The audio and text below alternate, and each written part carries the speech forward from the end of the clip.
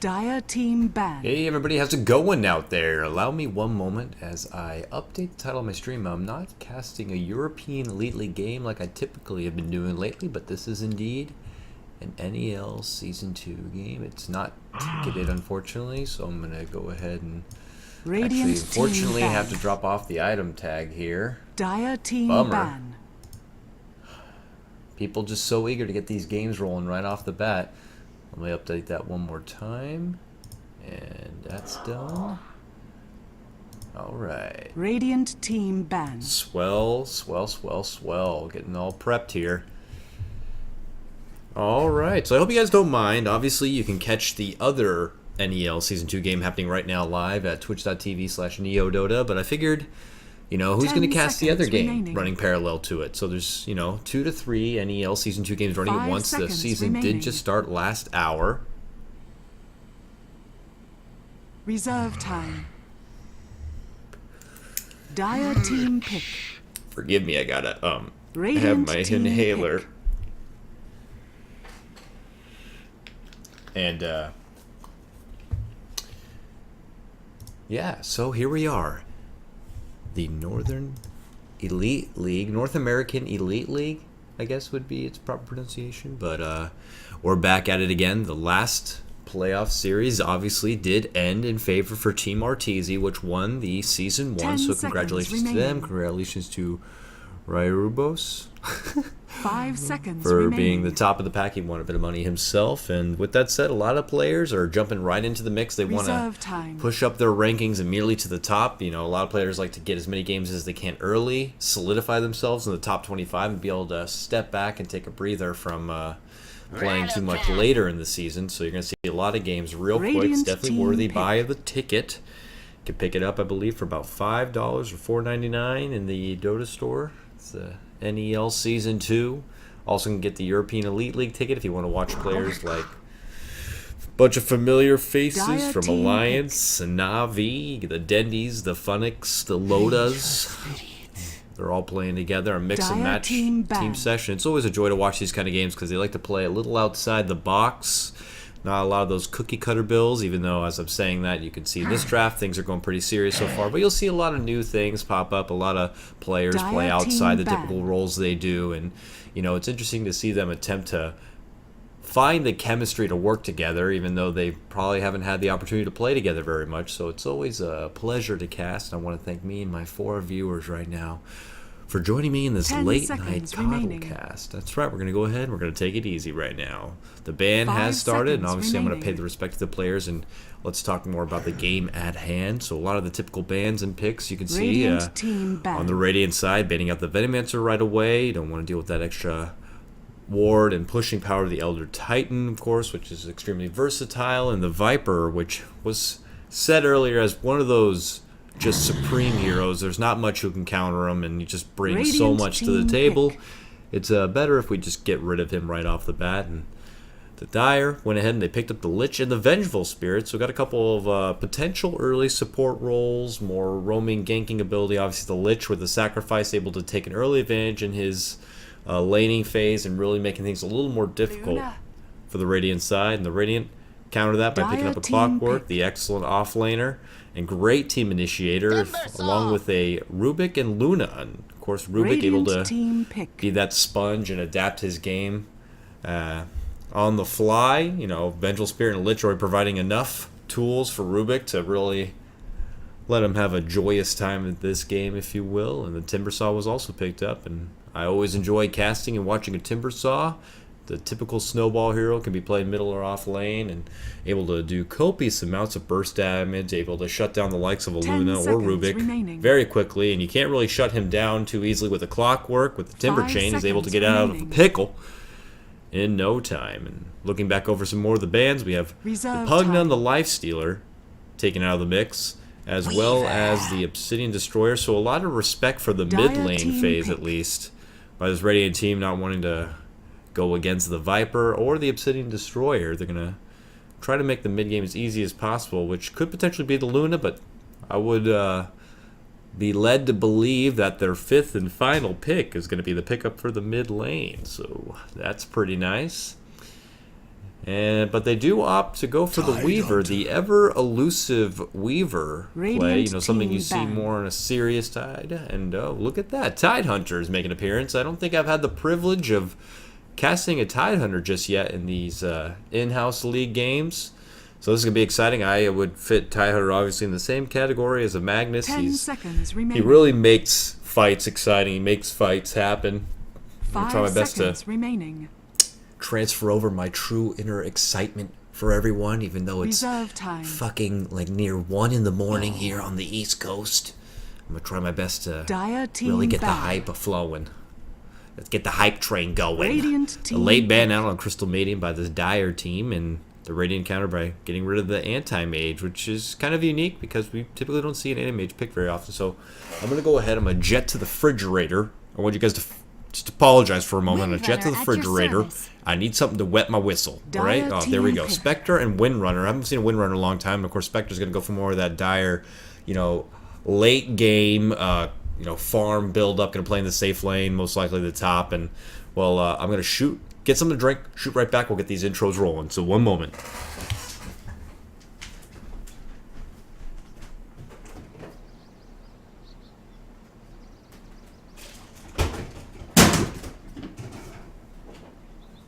Prepare for battle.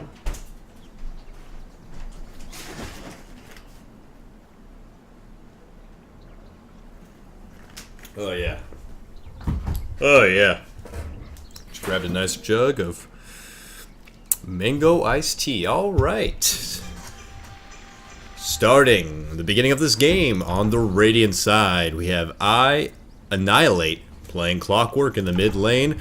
Right beside him, the Immortal Faith representing the Rubik. On Windrunner, we have live AA Shakar representing the Weaver. And to round things off, playing their true #1, we have Reese Dota playing the Luna. On your Dire team, Trouf representing the Spectre, hanging around the mid lane. Looks like he might opt to play out in the mid lane, which is something a bit unorthodox for a Spectre, but I'm very eager to see this. He's waiting for his friend Element on the Lich to get an early sacrifice to make the mid game a little bit easier right off the bat, denying out that one creep. And also we'll be allowing the EXP bonus for Trouf as well, if I do believe so. On the Tide Hunter, Ja will be playing in the top lane. F4L on the Timbersaw, hanging around the off lane for the Dire side, as well as I Am Arf. I Am a Arf playing the Vengeful Spirit. Snick, snick. And with that said, the game is underway. So, first thing I'm going to say first is this last Sid Deny window is going to be brought to you this evening by Arizona Mango Iced Tea. For when you have that bit of cotton mouth and that parchness in your throat, Arizona Iced Tea is there to comfort you, and it's dirt cheap and affordable. Someone who has a frugal, sensitive person, you know, anyways, let's just get the game started. On the Radiant side, they're going to run with the tri-lane in the top, a bit offensive rather.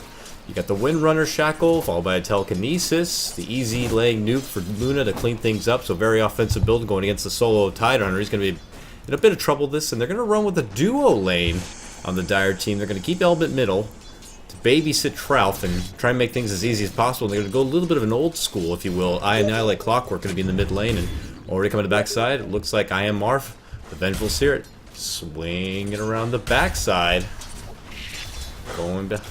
and going to be accompanying the Timbersaw, going with the Weaver.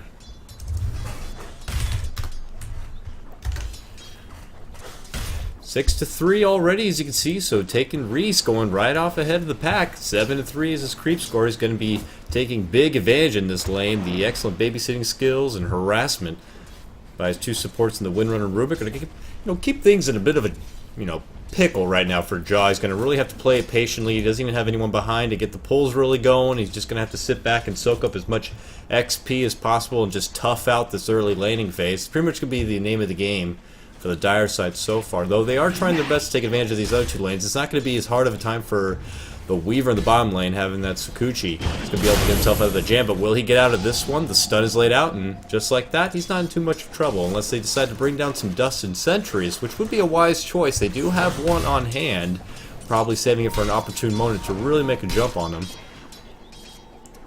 Meanwhile, it does appear Live's going to be scouting out the jungle a bit, not going to really be running into anyone. We'll see if he decides to make a move on the mid lane, which they are drawing out right now. Clock's going to need all the help he can get to really maybe get an early pickoff potentially on maybe this Lich, who, you know, is pretty low and squishy. Doesn't have much to offer just yet. Only a level 1 nuke, going for level 2 sacrifice early. Trying to harass as much as possible. Meanwhile, IMR sitting pretty low in this bottom lane. He's going to have to salve up. And Shakar hanging around the backside, seeing if he can pick him off, but will not be able to, unfortunately. Jaw, as you can see, managed to pick up 3. He's 3-0. But for most of the supports, they're doing a good job. But speaking of which, Faith spotting out the courier. One more hit, and it will be knocked out. So unfortunate for the Dire team.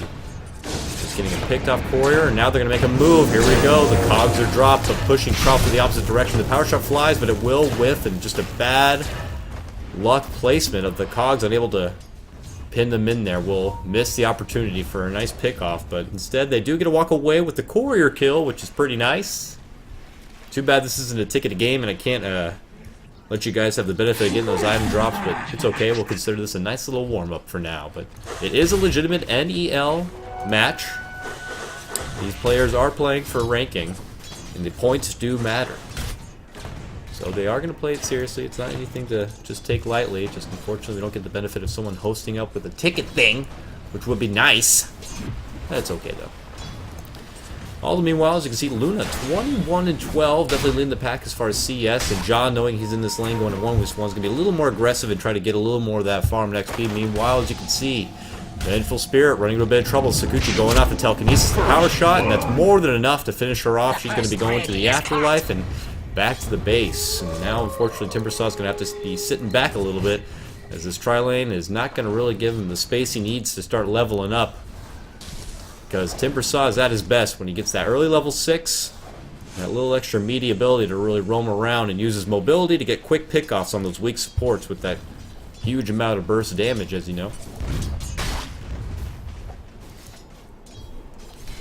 Trophy Poo being very patient, does have the poor man's shield, about 500 in the bank, but he is going against the Clockwork, which can make things just a bit of tricky. He's sitting on that regen with the bottle. He's got to hopefully take some time to spam a little bit more with the rockets and the battery assault, but there he goes. He's going to lay out the cogs, drop the battery assault, going to make a move here on Trout. Will be enough. The rotation's coming in, but it's a little too late. Will be enough. He needs one more hit, and they will trade. Clockwork getting the slight advantage of the XP, and I believe Lich was there in time to get a little bit of XP himself. So that's nice. So Clockwork did sneak out ahead, but barely. Got a little cautious, didn't really get to commit to definitely see the death out. I don't know if he would be able to get out of there, but he needed to spam his stuff. I would feel a little bit early to get the job done quicker and potentially have a better chance of making it out. Or on the Dire team, they need to rotate just a little bit faster to be there, and they probably would have been able to save that Spectre. All the meanwhile, the Midas is picked up on Luna, so already the first Midas of the game, but a nice pickup rather. Lich being playing it very safe, very support-like. He's got his one ward on hand. We're going to take a look at some of these items right now. And on the counter side, the number 1 role is going to be Trough indeed, is sitting quite behind in comparison to the Luna.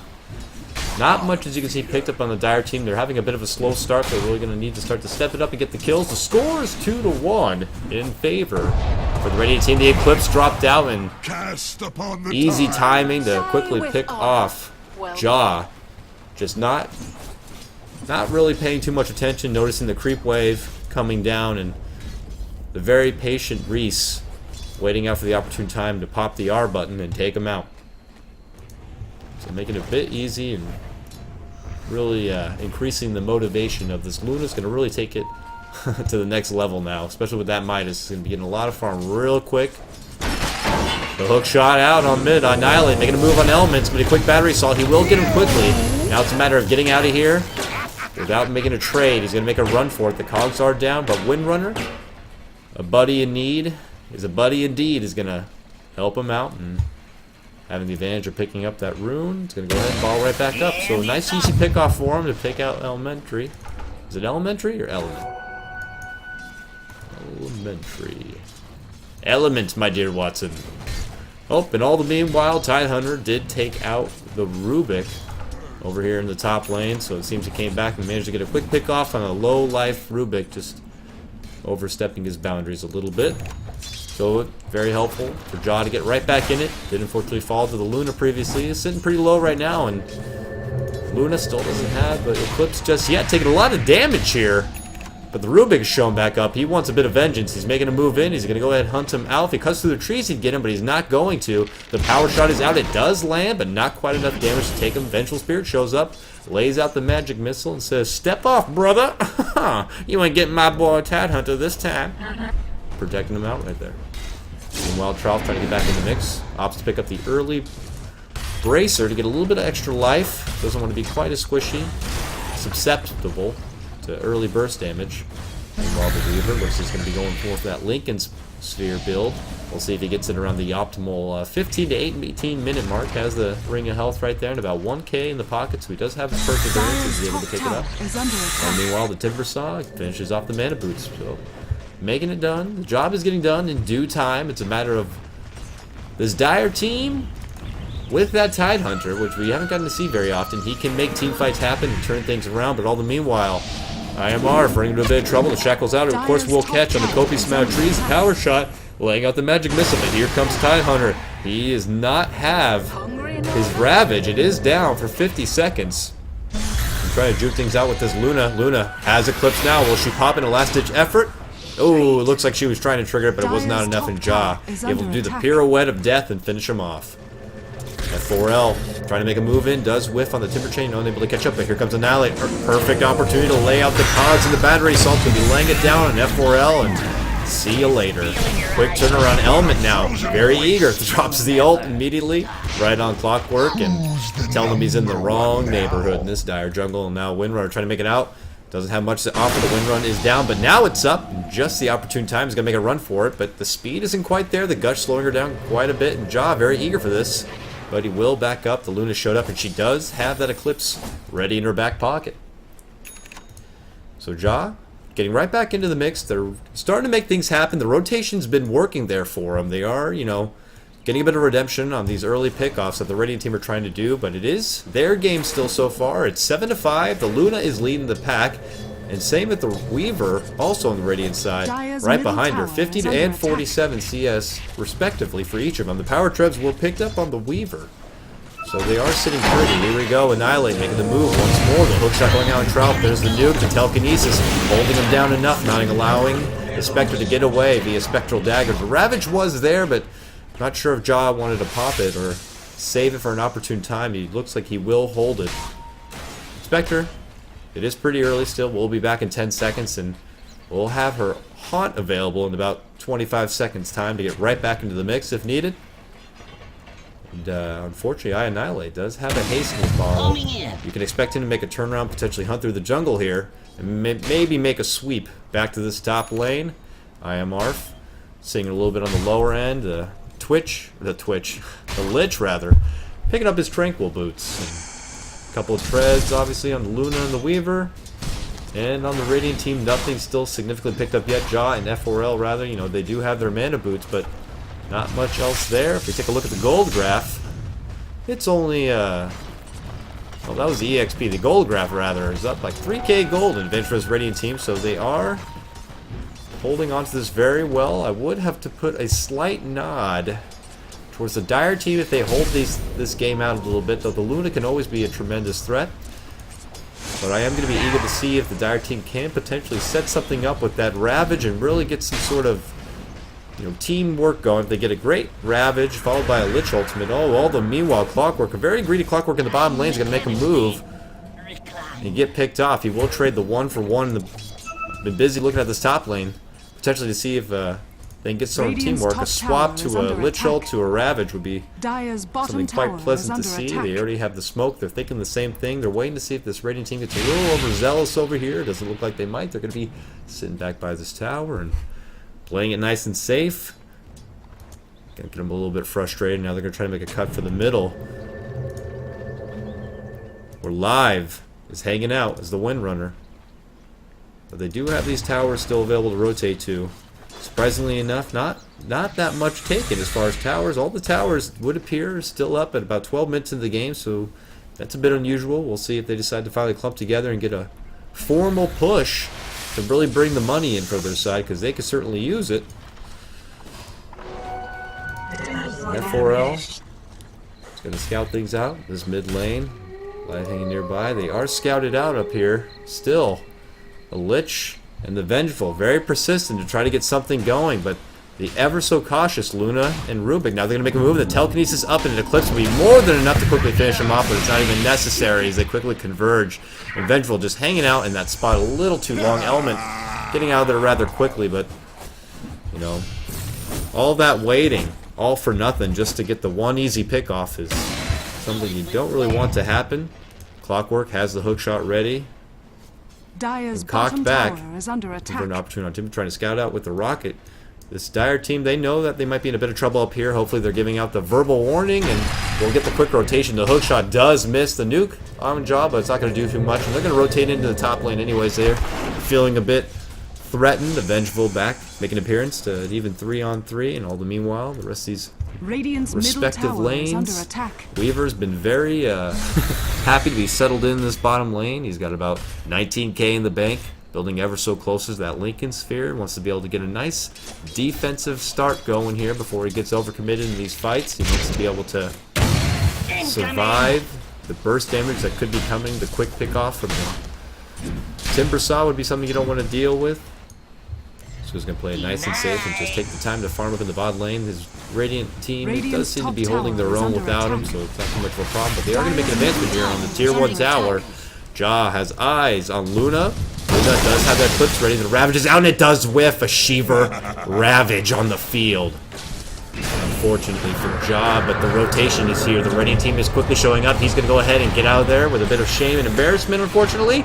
But they will make a swing in, and they do manage to pick off the Vengeful Spirit. Radiant's middle tower. Now they're is making a under move. attack. Their eyes on F4L. He does have plenty of Timber Chain ready to go. The hook misses the Timber Chain to get out. He should be able to get out of this. I annihilate though. A bit of Radiant's middle frustration. He's going to tower rocket is him under attack. and watch him escape. So Dire getting the short end of the stick as far as getting something really rolling. Ja just missing the Luna, but she did have the Eclipse ready, so that fight could have still gone pretty sour for him, even if it did land, and plus the Radiant team were ready for it, and they did rotate. We're going to go ahead and start shifting over now. We're about 15 minutes in, so I'm going to go ahead and pop up the net worth tab, and as you can see, of the top 5, 3 of the Radiant team, or well, 2 rather in the top, but Clockwork slightly behind. It's looking Dire's pretty top nice for tower him. is under attack. Luna Weaver sitting about the 5,500, 6,000 K net worth, while Spectre's behind 4,400. Not too good. Definitely needs to get much more farm. It was a bit unusual to put the Spectre in the mid lane, but it's something, you know, they wanted to go with. They want to go with a bit more out of the box kind of style and orthodox play. We'll see if they manage to turn around and make it work in their favor. Annihilate getting a little bit over ahead of himself, taking the Lich ult, the Cogs by the tower, tries the hook shot out, and it does get it, but the auto attack, will it be enough? No! Roy will fall anyways, regardless. I'm not sure what that was. It must have been a weird lingering auto attack from a potential range creep, but it looked like he managed to make it out by the skin of his teeth, but did get snagged at the last second. Would have been an excellent escape, and unfortunately got picked off by something there, and did fall just a bit greedy, hanging out a little too close to the tower. Both teams, though, it still looks like they're trying to get.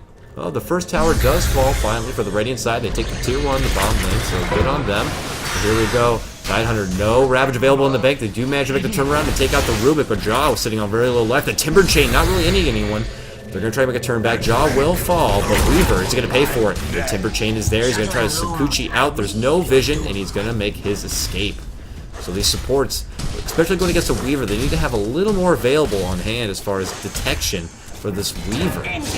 Meanwhile, Trout running into a bit of trouble. His own Spectral Dagger is out. He's going to try to make a run to the south here. He'll still make a run down over the tree. He's going to make it out. They're not going to pursue this, so let's see. Rockets. Let's see who makes it. No, he is going to go ahead and TP out to Trout. No, not getting a little too... You know, a typical pub player, I would say, in that situation, including myself. I'm no one good.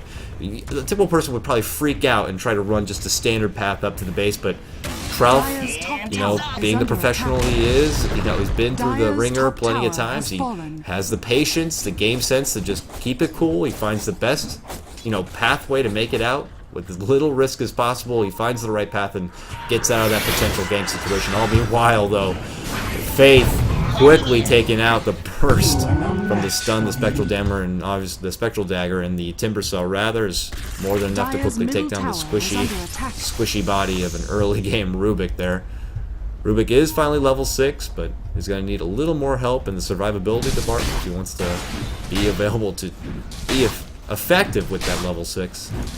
Jaw now. Team gathered together. Clockwork is scouting him out. They don't have the vision for him. Will he counter this? Nope. He's going to go ahead and just be a little more patient. He's going to see if he can find an opportune time to get a quick pick off. Vengeful Spirit's been kind of low, but he has his eyes set on Element, and with his team in there in the mid lane, he might make a turn right here. They're going to go right here. Quick battery assault. The cogs are laid, and Element now in a lot of trouble. Unfortunately, just got caught with his pants down. Quickly picked off by Annihilate, so... You know, the Dire team, they really need to get a little more map awareness out. They don't even have a sentry to, you know, check out the potential rune wards. If they had it available, they could have potentially seen the Clockwork scouting out in the jungle area. So let's hope they, you know, maybe they'll turn it up a bit and get a little more support tools on the map. We're going to take a moment here. Let's check out the items. As you can see, Annihilate is going to opt to go for that, you know, the Agnum Scepter build, taking much more advantage of that initiation and survivability, as you've seen earlier, using that hook shot. And Live's going to be the one to go for the mechanism, you know, trying to make his best time as possible. It is almost about 20 minutes, so it's a bit late for a mechanism, but she is going to make it happen. It's important to have it, an essential tool on the team. The Weaver, as you can see, did pick up the Lincoln Sphere in an appropriate amount of time, so that's great. And all the meanwhile, the Luna picks up the, you know, obviously has the minus, is going to be building towards that BKB. All the meanwhile, unfortunately, I didn't catch it, but the Timber Saw was taken out right there, and was taken out by the Clockwork, who picked up a double damage and quickly made us, you know, probably scouted out the Timber Saw and quickly picked him off. Dire team scouting out Live. The quick pick off the stun was more than enough. Just making it easy pickings for him. New game hosted. Annihilates, still has a DD hanging nearby, acting like he's looking for a hook shot, but the cavalry of the Radiant team is not there just yet. Weaver is nearby. He does have that new Lincoln Sphere, but the damage isn't quite there just yet. It's going to have to be a little more patient before getting too eager in these fights. Meanwhile, Luna does have that BKB now, so this is very crucial and an excellent pickup. You know, the being able to dodge out any of the potential danger that the Lich or even the Ravage rather by Elder Tidehunter. Wow, my tongue is tied. It's 1 in the morning, so you're gonna have to forgive me if I sputter and stutter a little bit here. But BKB, it's gonna really shut down the likes of most of this Dire team. It's gonna be able to have her way in these team fights as long as it's popped, especially with the glaze and the extra bounces. It's gonna be pretty devastating. They're gonna try their best to bait it out early and then make a turn on the Luna. Pings are out here. INL with the haste, going to make a quick run in. The blink to dodge. The rocket flies, but he's not going to find it. The TP was canceled. No quick hook shot across the map. Catching out Jaw. Will he be desperate and cast the Ravage to save it? The rotation, but not going to be able to. The battery assault just a bit too much. The Rubik shows up to the party. Here comes Element, laying out the quick ult before being taken out himself. And oh, bad luck and bad bounce. The quick turnaround. Reese finishes him off with a nuke. So poor Lich, just too much to the party when he shows up running right into the Eclipse, surviving for a chance to lay out the ultimate, but the quick turnaround by Reese picks him off with ease. Now 3 have fallen for the Dire team. It's not looking good. This should be an easy tier 2 pickoff on the top lane. Do it with flair. The Radiant team are slowly pulling ahead more and more. Take a moment to look at this graph. You can see they managed to already reach the 10k gold, the infamous 10k gold lead, which is one of those things where if you lose it from here, you're pretty much thrown. So we'll see if the Radiant can hold on to it. The hook shot slightly missing F4L, but he's not too worried about that. He will have the Timber Chain available, and I don't think the CC is quite there. They do have the Telekinesis, and they potentially place a nice shackle shot that can really hold him, but I don't know if it'll be quite enough. Live still looking to get that mechanism. You know, she has been around, but you know, 0-1-4, just not quite enough to contribute, but you know, she's sitting pretty. She's in good hands, obviously, with the rest of the team. You can see Jaw did pick up his Blink Dagger, so this could be a big thing for the Dire. They're going to need their... They have the Ravage ready. It's level 2. They have the Blink. They have sentries now. So, I mean, this is as good of a chance they're ever going to get if they want to get a nice pick off. You may be catching the Weaver a bit out of placement, Sakuching in, getting a little, you know, a little careless. Be a nice pick off and really get things rolling. The pause is laid out, so this is good. I can take the moment here to really look over some of the items and see how things are going. Troufy Poo has picked up his drums as well as a reliable Yasha for now. So, fair amount of damage. Nothing obscene just yet, so his Haunt will be a nuisance, but not as big of a factor as it will be in the later game, which is typically where you'll see a Spectre thrive. F4L obviously going to go for that Bloodstone build. He does have his Mana Boots, obviously, and already the point booster, and about almost 1,200 in the bank, so he's working his way towards there slowly but surely. Hasn't got as much pickoffs early game as typically you'd like to see out of a Timbersaw. He is 1 and 3 and 4, you know, but he's trying to hang in as the best he can. Might have been more going on the defensive, you know, more than he'd like. You know, it seems like the majority of this mid-game, the story's been that Annihilate's been very over-aggressive, trying his best to get as many setups as possible with that hook shot. He's been doing a really good job with it. And to finish things out on this side, you can see the Vengeful Spirit just has that typical support tool belt, if you will. I got a little bit of a dust here. Here we go. Got the smoke in this back pocket. Here's a couple wards. I put them in my front pockets and my fanny pack. Holds my magic wand. You know, just a typical little support tool belt you'll see. That's a belt that I carry often when I play Kotlguy. You know, and it's fine. I accept that. It's like when you're a support and all you do is you're holding like the dusts and the smokes and the wards. It's like you're that guy with the fanny pack. And it's like, yeah, look at these. Looks kind of silly with that fanny pack, but you know what?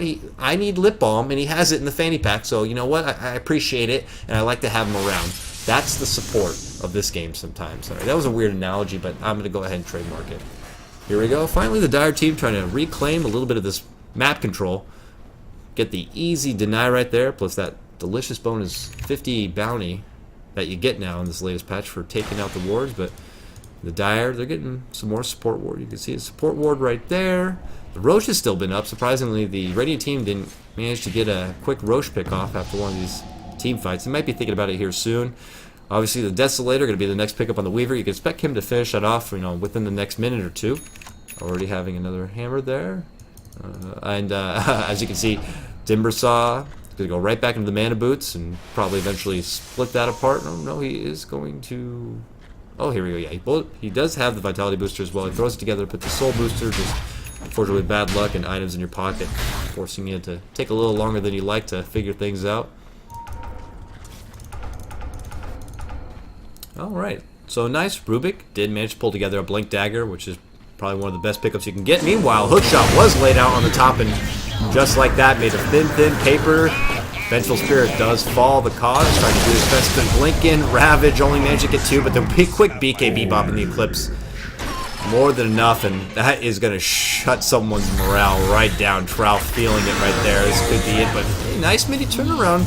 F4L making quick work of Annihilate on the Clockwork. So, small bit of fresh air, but never a good trade when you lose your number one in the fight. And all the meanwhile, this Weaver doing a bit work in this bottom lane for the Radiant. Not really too eager to go for the tower. He's going to try to back up. He knows he has the Lincolns ready if he gets in too bit of a jam, but he's going to go ahead and just step back and remind the Dire team that he wasn't even involved in that last fight and hasn't really been involved at all this game, and that they should be ready to just be ready, because when you think you're gonna get back in this game, the Weaver shows up and you're like, oh, they have a Weaver, dang, and he has a Desolator now. Oh, why am I losing all my life all of a sudden? So that's not going to be any fun, but here we go. Quick work, Timbersaw making a leap in. The telekinesis by the Rubik to hold him back. The quick blink out. The chakram will whiff right behind. Live, they're still a little persistent. No, they're going to opt to sit back here. Fortunately, Vengeful Spirit not able to have the mobility just yet to be available for the great swaps, but Annihilate shows up to the party, lays out the hook shot, bouncing him back with the cogs, just going ahead and play a little bit of footsie with the Dire team here. Not committing just yet, just kind of poking fun at them before they get a nice setup rolling. Jaw doesn't have Ravage yet, about 50 seconds till it's available, so you're going to see this Dire team just kind of be a little patient before they have the optimal setup. They're probably going to wait for one last good team fight where they can really get a nice Ravage rolling, as well as a Lich ult. Hookshot does miss right there, but with the Scepter, it's no problem, as it's coming back here already in about 5 seconds. The Radiant team, they're ready to lay the pressure. They know the Ravage is down, so they're going to go ahead and get this tier 2 rather easily. Will he go for it? The hookshot's there. He does land. No, tries to bump him away with the cogs, but won't matter. Forcing Timbersaw to Timber Chain out. Just a little more of that pestering push and shove as the Radiant team wants to do on the Dire. All the meanwhile, Trough trying to get as much farm as possible. Taking over the bottom lane. In a bit of trouble, going to lay out the Spectral Dagger. Quick TP, knows that the Weaver is not going to be able to stop him, and just trying to get as much farm as he can before he has to commit. Does pick up the Sage and Yasha, so that will help. You know, every little bit of survivability will help. The damage not going to be, you know, enough to compete with the Weaver just yet, but every little bit does help, especially when you're going to go for one of these big team setups. They're making advances right now live. There goes the swap. This should be a quick and easy pickoff. It is, and the Dire team managed to get a quick snipe on live, who's unfortunately just not had the best game so far. She has been kind of on the, the lower side for this Radiant team, but is trying to make herself available to get off as much shackles. But the Dire, they know they need to stay close together. They're ganging up right here. Jaw has Ravage ready, so they're going to see if they can manage to catch off a overexposed Weaver. Weaver sensing something's up. Is going to make the move back, but the Dagger's going to spot him out there, but now he's way past the boundaries. They're not going to commit to anything like this, and all the meanwhile split push power of those glaives. Reese Dota, top lane, sitting back.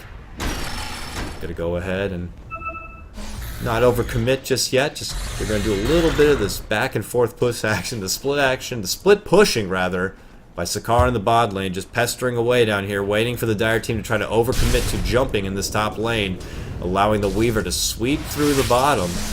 So the choice is, and I'd have to believe, is do we commit and jump on a 4 vs 5 engagement top and try to take him out as quick as possible and then get back to the bottom lane, or do we go for a pickoff on the Weaver? Or do we just play this one out in hopes that the Radiant end up overcommitting and advancing into the base when not necessary, and allowing the Dire to counter-initiate on the hill? Seems to be what they're going to be going for right now. They're going to play, not opting to go for Roche anytime soon, knowing that with the Timbersaw and the Blink and the Ravage, it's never a safe bet unless they're all dead. Is under attack. So the Bloodstone was finished out on the Timbersaw. Man, look at this net worth. I just managed to look up in the corner to see Luna and Weaver sitting pretty significantly ahead of the pack, but here we go. Reese Dota trying to push in the Eclipse's fly. Barely. Jaw gets away with it. Oh, and they do quickly pick up the Lich. The quick turnaround. Luna does fall as well. Timbersaw. Nice job. Annihilate trying to make a move. On IM Arf sitting in the back now. Vengeful Spirit, very low life. Trouth now trying to commit. There's the Timbersaw. Annihilate. Oh, bodyguarded. Nice turnaround and Clockwork will fall. Meanwhile, on the outside, Jaw making a move in. The Ravages drop. Faith running in a bit of trouble. Live making a turnaround. There's a nice shackle shot. Jaw in a bit of trouble. The power shot's there. The Spectre Dial flies. Will he make an advancement? Trouth running past him. Going to make a go for it. Meanwhile, Jaw now in a bit of trouble. Is he going to make the turnaround? Oh, God. I got to watch both fights. And he does fall live. Will he? Oh, he only escapes Ralphie Poo with the big pickup right before live leaves. And it does look like Rubik did get away. Trouth needed to stop and probably potentially quickly take out the Windrunner instead, but did try to sneak past and get the Rubik and see if they can get both of them. But I would say that the Windrunner probably wasn't the better choice. She has already been not doing too well this game. Does get the mechanism now, so she is adding that to her team. Element, speaking of mechanism, does have his buckler now, but is still got a little more work to do before he can really get that bad boy in his pocket ready and operational. All the meanwhile, as you can see, Weaver opting for that super tank build is already about to have his heart. Meanwhile, bottom lane, Annihilate making a quick advancement on F4L. Timber Chain out. Timbersaw making a run to telekinesis in the air, and this is trouble. He does fall. The Killing Spree bounty, adding an additional 460 gold to Weaver's wallet.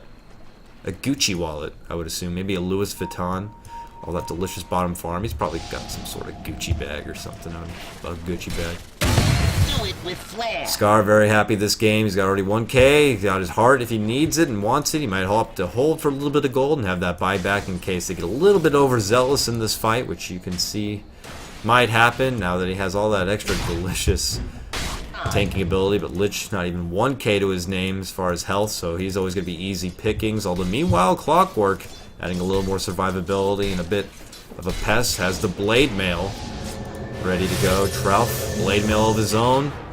Gonna try his best to return the Desolate powers from that Weaver. And plus the Luna Glaives, you know, unsuspecting, I would imagine those glaives bouncing off the Blade Mail and you're unsuspectingly hurting yourself. That can always be a problem right there.